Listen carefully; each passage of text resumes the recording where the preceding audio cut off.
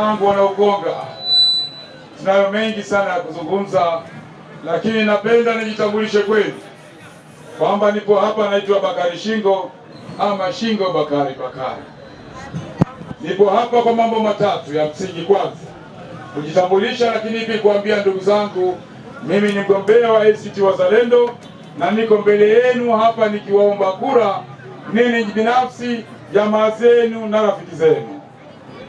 Lakini pia nawaomba tukitoka hapa muwe mawakala katika mitaa yenu, muwe mawakala katika kata yenu, ili tuhakikishe tarehe 26 tunakwenda kupiga kura kwa Bakari Shingo na tunalinda kura. Sawa sawa? Ndugu zangu, hatugombei kwa bahati mbaya, tunagombea kwa sababu tumevurugwa. Mtoto wetu, kijana wetu tuliyemwamini ameshindwa kutulipa ihsani. Na ndugu zangu, nataka mfahamu kwamba siasa ni maisha. Siasa ndio inapanga mishahara, ndio inapanga posho, na ndio inapanga elimu, ndio inapanga afya. Kwa hiyo tunatakiwa ndugu zangu, kwa hali yoyote tupambane kwenye mpango mzima wa kuiondoa au kukiondoa Chama cha Mapinduzi madarakani. Ndugu zangu, mbunge anayebaliza muda wake amekuwa kiongozi wa kata Gongo la Mboto kama diwani kwa miaka 5 na akawa meya, naibu meya wa miaka 5.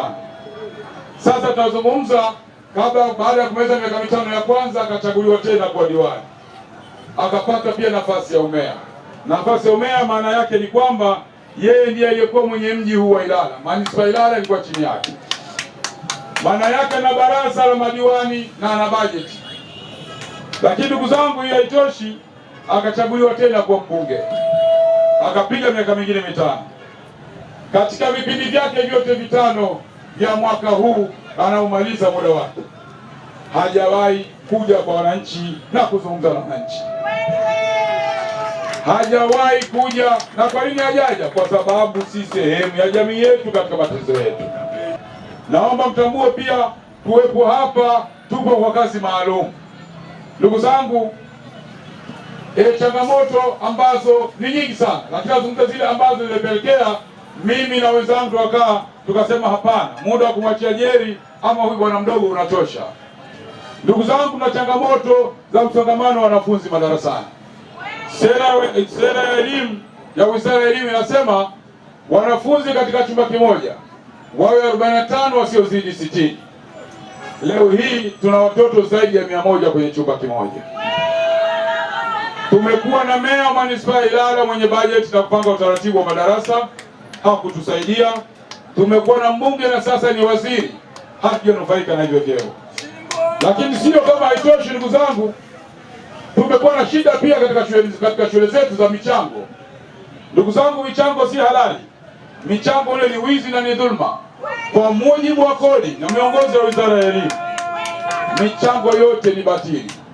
Lakini kwa nini imeendelea na kwa nini nimekita mizizi? Ni kwa sababu hatujapata mwakilishi bora.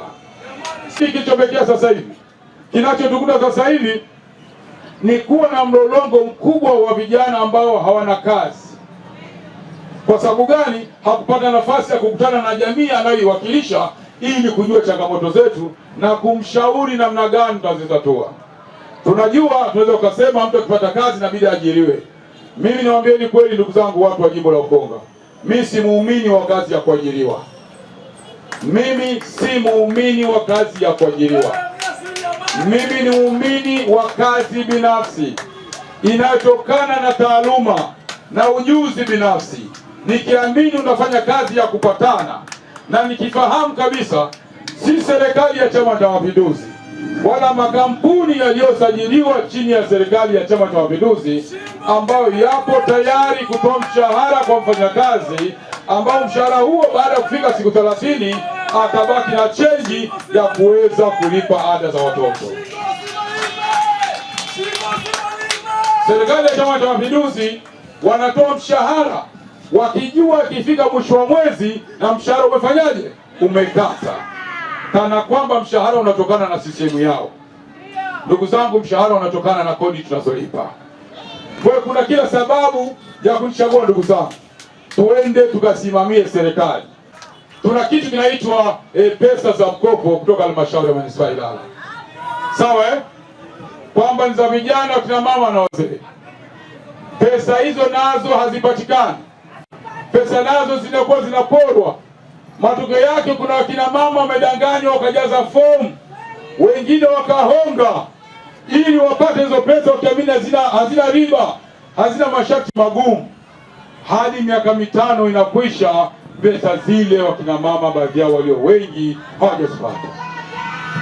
Kwenye ilani yao ya Chama cha Mapinduzi wanasema mkoa wa Dar es Salaam unatoa zaidi ya bilioni 100. Watuoneshe, ulete bilioni 100 Dar es Salaam zisionekane. Tutembee na mitaji ya shilingi 2000. Ukiingiza bilioni 100 lazima ionekane. Mara penye pesa panaonekana. Pesa inaleta nuru, si ndio? Anatuambiaje ameleta pesa? Tusione mtaani. Ndugu zangu, hatufanyi jambo hili kwa bahati mbaya. Tunafanya jambo hili tukiwa makini sana na kwa nia njema sana. Ndugu zangu, nawahakikishieni, ondokeni na mimi katika hili jimbo. Twendeni na mimi katika hili jimbo. Twendeni na Baba Shingo. Twendeni na Mzee Shingo. Naomba wanaosema tunakwenda na Baba Shingo nioshe mikono.